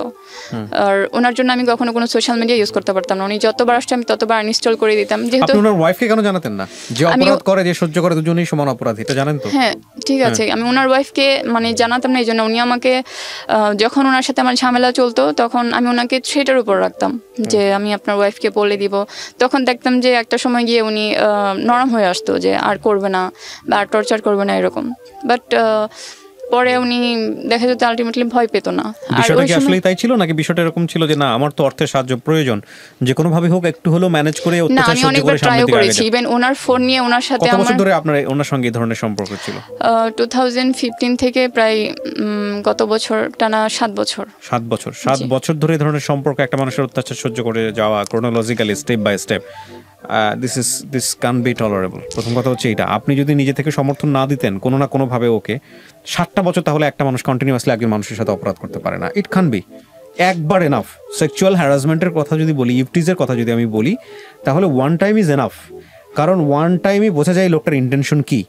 সেখানে 7 ইয়ার্স আপনি তার সাথে কন্টিনিউ করেছেন, কি হয়েছে না হয়েছে আপনি ভালো জানেন, কিন্তু 7 ইয়ার্স একটা মানুষকে, এরকম একটা মানুষকে যাকে আপনি যেভাবে এখানে উপস্থাপন করছেন তাকে সহ্য করা, এবং সেখানে আপনার কোনো দোষ নাই, আপনি অপরাধী না, সেটা অ্যাকসেপ্ট করাটা এটা লিগ্যাল জায়গা থেকে এবং বিবেকের জায়গা থেকে আনঅ্যাকসেপ্টেবল। আমি অপরাধী এই জন্য যে আমি আসলে তার সেই লিগ্যাল যে স্টেপটা নেওয়ার বা স্টেপগুলো আমি নেইনি, কারণ আমি চেষ্টা করেছিলাম যে আমি একা কী করে বের হয়ে আসবো, কারণ আমি আমার ফ্যামিলি থেকে সাপোর্ট পাচ্ছিলাম না। আমি যতবারই প্রবলেমগুলো বলছিলাম যে আমার এই প্রবলেম হচ্ছে, উনি এরকম করতেছে, তো ওরা আমাকে ব্লেম দিত যে তুই তো ওনাকে নিয়ে আসছিস, এখন তুই। ঠিক আছে, বাট আপনি তো ট্রাই করেছিলেন। হ্যাঁ আমি ট্রাই করেছি, ওনার ওয়াইফকে ফোন দেওয়ার ট্রাই করেছি, তখন উনি আমার ফোনটা নিয়ে যেত। তারপর এরকমও হয়েছে উনি আমার সিম ভেঙে ফেলেছে কয়েকবার। তারপর আমি যখন উনি বাসায় এরকম ঝামেলা করতাম, ওনার ফোন নিয়ে পর্যন্ত, ওনার কাছ থেকে ইকোনমিক ডিপেন্ডেন্সির জায়গাটা থেকে যদি বের হয়ে আসতেন আপনারা, তাহলে তো এই ঘটনাগুলো ঘটতো না, নাকি তারপরেও ঘটতো? না তাহলে ঘটতো না।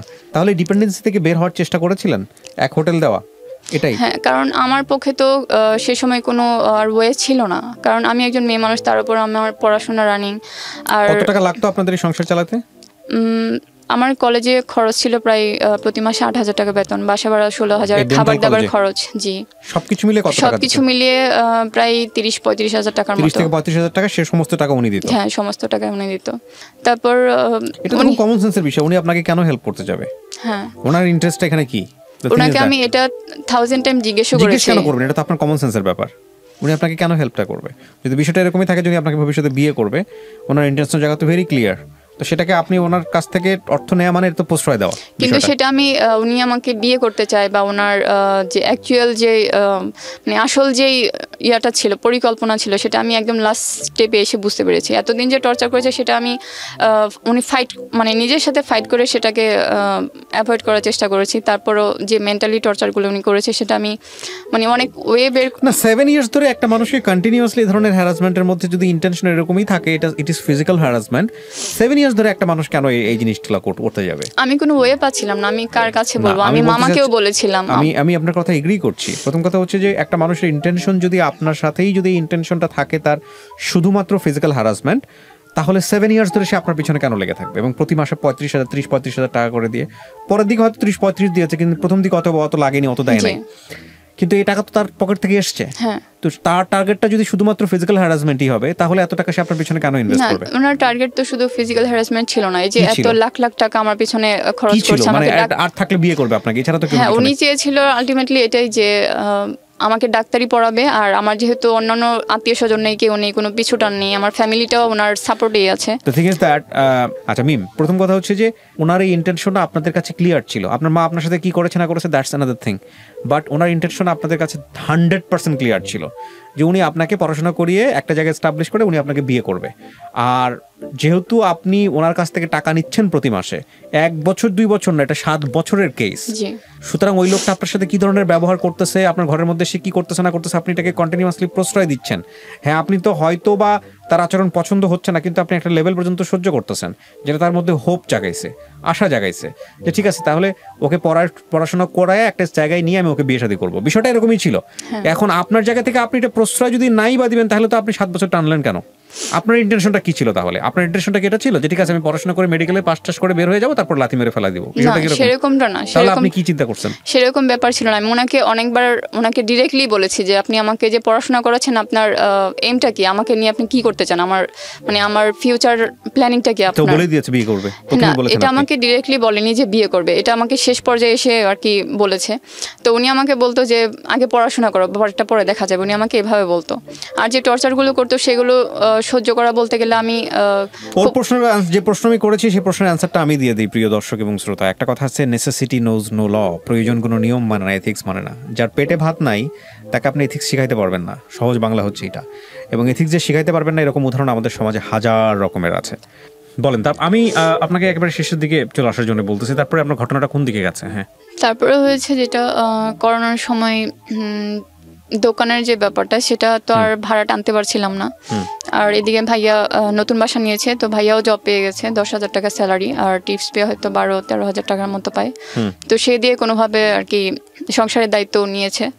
তো ওইদিকে দোকানটা আমি হুট করে ছেড়ে দিতে চাচ্ছিলাম না। দোকানে ভাড়া উঠতেছিল, বাট অনেক কষ্ট করে দোকানটা রান করেছিলাম। মনে হচ্ছিল যে কিছুদিন কষ্ট করে ধরে রাখলে হয়তো আবার শুরু করতে পারবো।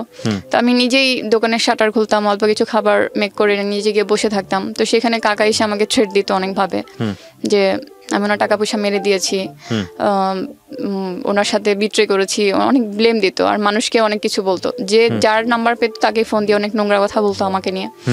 তো এই ব্যাপারগুলো নিতে পারছিলাম না। উনি রাস্তায় যেখানে পেতো আমাকে থ্রেট দিত। তো আমার বয়ফ্রেন্ডের সাথে একবার দেখেছিল, তো ওর মধ্যে আপনার একটা সম্পর্ক তৈরি হয়ে যায় একটা ছেলের সঙ্গে। আচ্ছা, এটা গত 1 বছর ধরে তার সাথে আমার পরিচয় হয়েছিল। উনি জানতো সবকিছু এই ছেলেটা? এটা উনি জানতো। আচ্ছা, তারপর?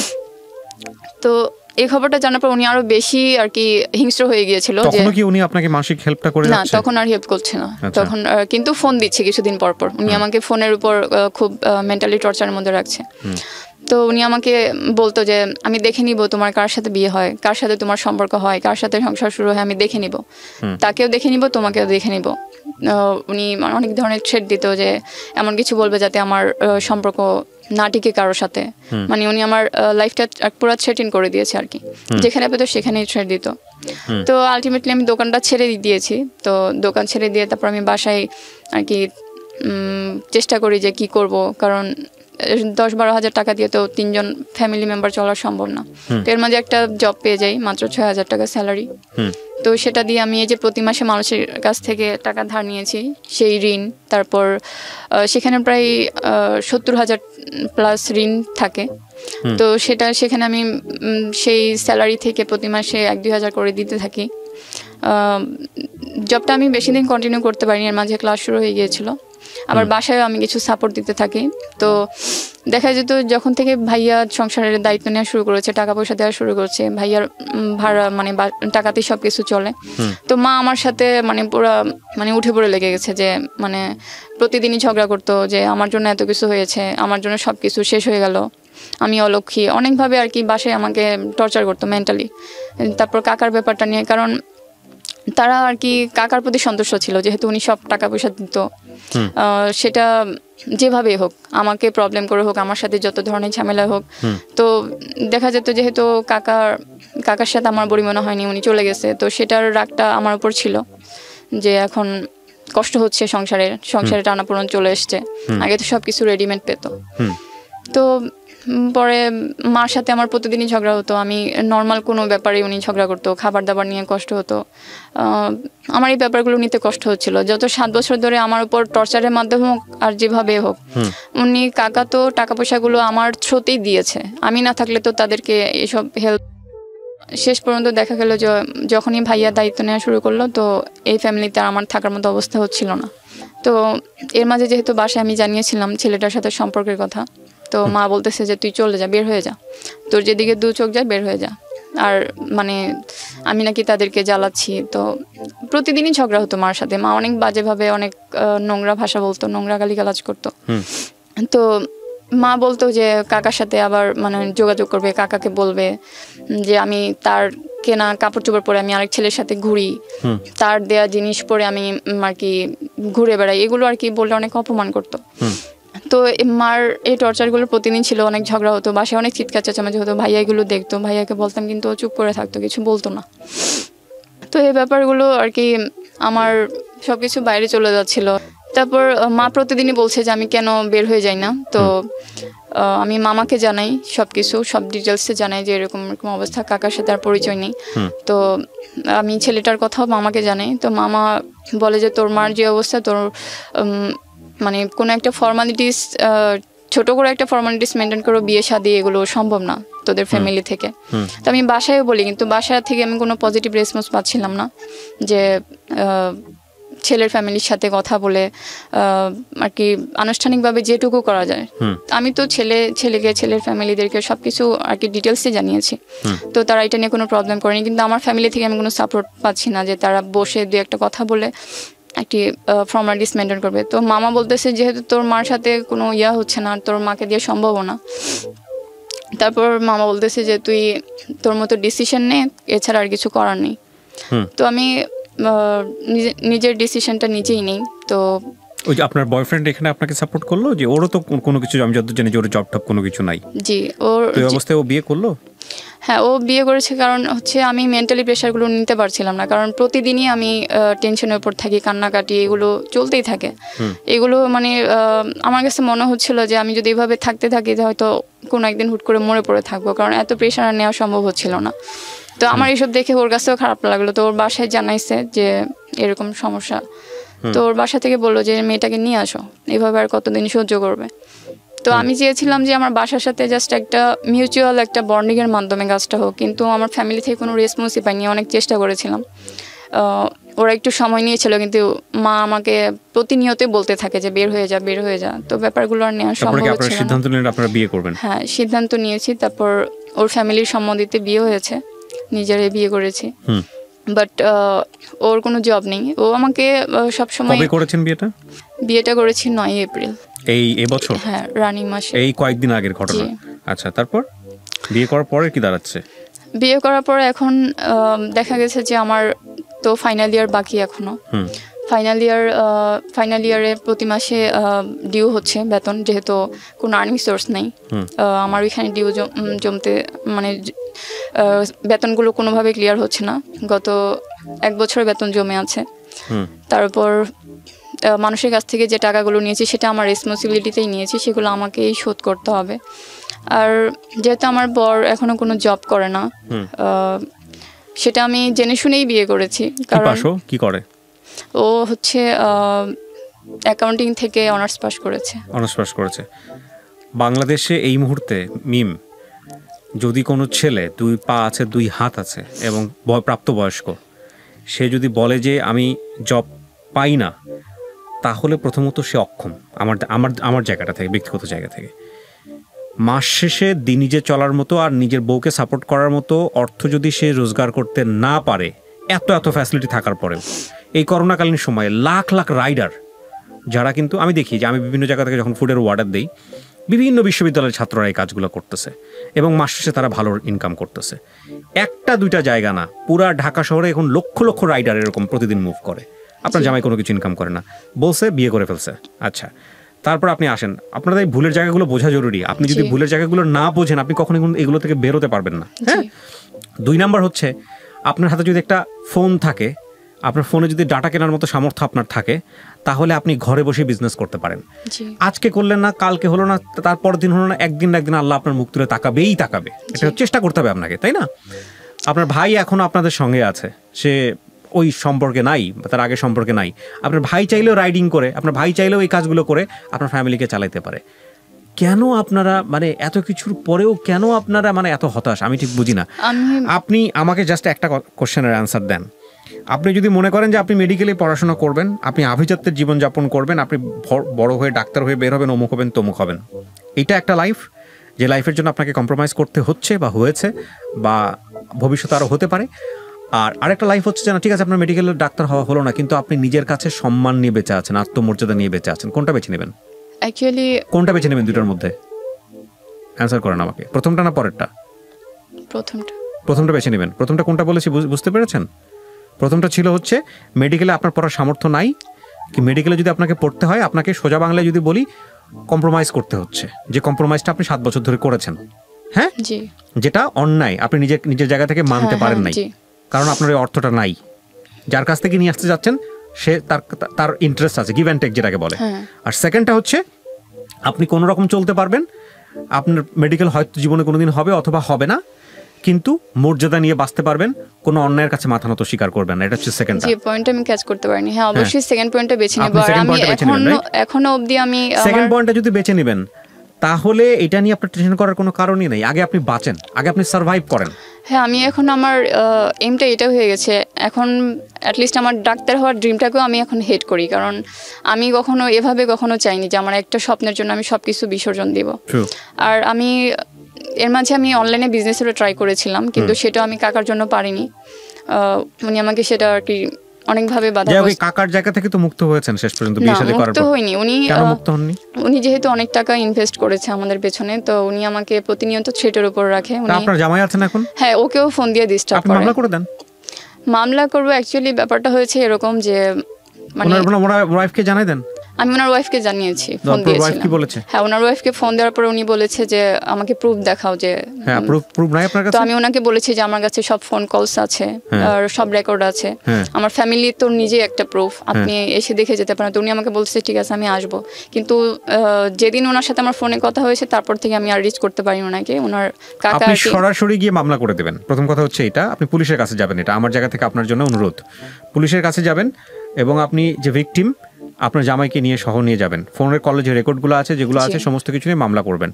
মামলা করার পরে আপনার যদি গণমাধ্যমকে ফেস করতে হয়, আপনি গণমাধ্যম ফেস করবেন, যেটা অলরেডি আপনি কিছুটা করেছেন। আমি আপনার পরিচয় ফ্ল্যাশ করি নাই, ওনার পরিচয় ফ্ল্যাশ করিনি, এইভাবে গল্পটা উপস্থাপন করেছি, কারণ আমাদের কাজটা আসলে ইনভেস্টিগেটিভ শোনা, যাতে করে কোনো আত্মসম্মানে আঘাত না লাগে, এভাবে আমরা প্রচার করেছি। এবং এই জায়গাটা থেকে গল্পটা প্রচার করার উদ্দেশ্য হচ্ছে যাতে করে এই জিনিসগুলোর রেজাল্ট ভালো হয় না, যারা আসলে কম্প্রোমাইজে যায় এগুলোর রেজাল্ট ভালো হয় না। কিন্তু আপনি তো এই রিসেন্ট টাইমে আমরা কিন্তু জানি ফেসবুকে একটা ইস্যু ভাইরাল হয়েছে, যে একটা শীর্ষস্থানীয় প্রতিষ্ঠানের এমডিকে কেন্দ্র করে, এবং সেখানে মুনিয়া নামের একটা মেয়ে জড়িত, যেও ইন্টারমিডিয়েট সেকেন্ড ইয়ারে পড়তো, লাখ টাকার গুলশানের লাখ টাকার বাসাতে সে ভাড়া থাকতো। সেম কেসের কিন্তু সিমিলারিটি আছে। আপনাকে আজকে যেখানে আপনি কি সিমিলারিটি টের পান? আপনি ওই কেসের সাথে কেসের সিমিলারিটি টের পান? ও সুইসাইড করেছে, আপনাকে সুইসাইডের দিকে যেতে হচ্ছিল একটা পর্যায়ে, কিন্তু সামহাও আল্লাহ আপনাকে সেভ করেছে। তো আমি মনে করি এই কেসগুলো আমাদের সমাজে নতুন না। একটা না একটা পর্যায়ে একটা মেয়েকে ওখান থেকে বের হয়ে আসতেই হয়, এবং জীবনে কোনো কিছু পাওয়ার জন্যে কোনো জায়গায় বিন্দুমাত্র স্যাক্রিফাইস করা নিজেকে, যেটা আপনি আসলেই পারবেন না, যেখানে আপনার আত্মসম্মানের ব্যাপার আছে, যেটা আপনার সাথে যায় না, সেই জায়গা করা মানে হচ্ছে নিজেকে বিক্রি করে দেয়া। আর মানুষ নিজেকে বিক্রি করে দিয়ে সার্ভাইভ করতে পারে না। মানুষের অঢেল সম্পত্তি থাকতে পারে, কিন্তু নিজের জায়গাটাতে যদি মানুষের মাথা উঁচু করে দাঁড়ানোর না থাকে, সে যদি মনে করে সবসময় যে আমি একজন পরাধীন মানুষ, তার সম্পত্তি যতই থাকুক না কেন, অঢেল সমস্ত কিছু যাই থাকুক না কেন, সে আসলে জীবনযাপন করতে পারে না। তো আমার মনে হয় যে আপনি যেহেতু বের হয়ে আসতে পারছেন, আলহামদুলিল্লাহ, বিয়ে হয়েছে, হয়তো এখান থেকে আল্লাহ একটা ভালো মুক্তি দেবে, কিন্তু আপনার কোনোভাবে ওনাকে আর কম্প্রোমাইজ করার কোনো সুযোগ নাই। আর এখানে আপনি কতটুকু ইনভলভ ছিলেন, কি ছিলেন না ছিলেন, সেটা আপনি নিজেকে প্রশ্ন করেন, নিজেকে। আমি যেটা মাঝখানে করেছি আপনাকে, তো এই জায়গা থেকে একটা বিশাল শিক্ষা আমি মনে করি, এটা যারা আজকে শুনবে তাদের জায়গা থেকে একটা বিশাল শিক্ষা। আর সার্ভাইভ করার জন্য আপনারা তো ভিকটিম না। ভিকটিম বলতে আমি যেটা বোঝাচ্ছি, লাইক আপনার ক্যান্সার হয়ে গেছে বা আপনার হাজব্যান্ডের ক্যান্সার বা আপনার মায়ের ক্যান্সার, এরকম ভিকটিম তো না। তো আলহামদুলিল্লাহ, মাত্র কি 2 বেলা খেয়ে পরে বাঁচতে হবে, এরকম একটা স্টেজে আপনারা এখন আছেন। এইটা যদি আপনাদের মতো এত এত সামর্থ্যবান মানুষ, যারা সুস্থ মানুষ, তারা যদি এতটুকু পরিমাণ রোজগার করতে না পারে ঢাকা শহরে, তাহলে এটা নিয়ে আমার আর বলার কিছু নাই। হ্যাঁ, মেডিকেলের পড়া বা উচ্চাভিলাষ এই মুহূর্তে সমস্ত কিছু বাদ দিয়ে দেন, এখন সহজ বাংলা যেটা বলে আপনারা সার্ভাইভ করেন মান সম্মানের সহিত।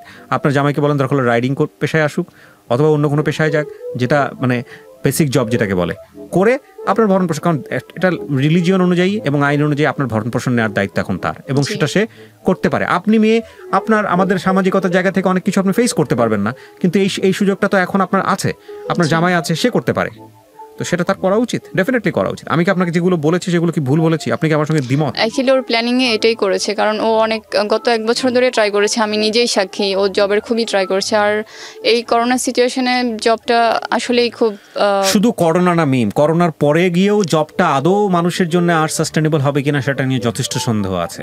জি, করোনার পরের পৃথিবী আর আদৌ আমরা কোনোদিন দেখতে পারবো কিনা সেটা নিয়েও একটা সন্দেহ আছে। জবের যে ধরন সেটা আদৌ টিকে থাকবে কিনা, বা মানে সেটা আদৌ এরকম থাকবে কিনা আজ থেকে 2 বছর পরে 3 বছর পরে, সেটা নিয়েও প্রশ্ন আছে। এক্সিস্টিং যারা জবে আছে তাদেরও মাসের পর মাস স্যালারি হয় না, এরকম ঘটনা আছে। জি, লাখ টাকার উপর স্যালারি পায় কিন্তু চাকরি নাই, এরকম ঘটনা এখন অহরহ। হ্যাঁ, তো সেই জায়গাটা থেকে জব এখন ঘরে বসে উপায় বের করতে হবে, সহজ বাংলা হচ্ছে এটা, যদি সাস্টেইন করতে হয়। আর দিন শেষে কথা একটাই, ওই যে একটা কথা আছে মানুষ বলে, আত্মসম্মান যদি না থাকে একটা মানুষের তাহলে আর কিছুই থাকে না। তো আত্মসম্মান যদি আপনি যা বলেছেন এখানে সেটা আপনি যদি ফাইট করে এতদিন ধরে টিকিয়ে রাখতে পারেন, তাহলে আপনার নেক্সট টাইম ওই একবেলা খেয়ে হলেও আত্মসম্মানের জায়গাটা ঠিক রাখা উচিত, আমি মনে করি এটা ঠিক আছে। ও সেটাই চেষ্টা করছে, ও চিন্তা করেছে রাইডিং করবে, কিন্তু সেই রাইডিং করার জন্য যে একটা যে প্রসিডিউরগুলো দরকার সেটা আসলে এই মুহূর্তে হচ্ছে না, কারণ ওর ফ্যামিলিটা যথেষ্ট ভালো, সব দিক দিয়ে আমাকে সাপোর্ট করেছে, ও নিজেও সাপোর্ট করেছে, শুধুমাত্র এই আর্থিক দিক দিয়ে যে প্রবলেমগুলো, আমরা দোয়া করি সেই প্রবলেম থেকে সে বের হয়ে আসুক, সামহাও বের হয়ে আসুক। প্রিয় দর্শক এবং শ্রোতা, আমরা আজকের এই গল্পটা শেষ করার আগে আপনাদেরকে একটা কথা বলতে চাই, বিশেষ করে যারা এই গল্পটা শুনলেন, আমরা আসলে কোনো না কোনোভাবে কোনো না কোনো সিস্টেমে আসলে কারো না কারোর উপর ডিপেন্ডেন্ট হয়ে যাই। সেই ডিপেন্ডেন্সির জায়গাটা যদি বিষয়টা এরকম হয় যে এটার ইন্টারেস্ট যেটা আপনি সহ্য করতে পারবেন না, এটার ইন্টারেস্ট যেটা অনৈতিক, এটার ইন্টারেস্ট যেটা কোনোভাবেই সাপোর্টিভ না, তাহলে সেই সাহায্যটা কোনোভাবেই নেওয়া উচিত না। হ্যাঁ, বা সেই মানুষটাকে নিজের জায়গাটাতে অ্যাক্সেস দেওয়াটা উচিত না। আর যদি ইন্টারেস্ট লাইনটা খুব বেশি ক্লিয়ার থাকে যে না ঠিক আছে, তার উদ্দেশ্য মহৎ, তাহলে তার জন্য যতটুকু পারা সম্ভব লিগ্যাল ওয়েতে রিটার্ন দিয়ে দেওয়া উচিত, এবং সেই রিটার্নটাও হওয়া উচিত অসাধারণ। আমরা এই একটা মানুষ, যে মানুষের নাম উচ্চারণ করিনি আমাদের আজকের এই অনুষ্ঠানে, একটা মানুষকে দিয়ে পৃথিবীতে যারা সাহায্য করছেন বিভিন্ন রকমের ভিকটিম ফ্যামিলি, তাদেরকে জাজ করতে যাব না, তবে প্রত্যেকটা সাহায্যের পেছনেই কিছু না কিছু উদ্দেশ্য থাকে। সেই উদ্দেশ্যের জায়গাটা হচ্ছে হয় নিজের ব্যক্তি স্বার্থ চরিতার্থ করা, অথবা আল্লাহকে খুশি করা, অথবা ধর্মীয়ভাবে তার সৃষ্টিকর্তাকে খুশি করা। তো সেকেন্ড উদ্দেশ্যের জায়গাটা যদি খুব ক্লিয়ার থাকে তাহলে আপনি সাহায্য নিতে পারেন, কিন্তু ফার্স্ট উদ্দেশ্যের জায়গাটা যদি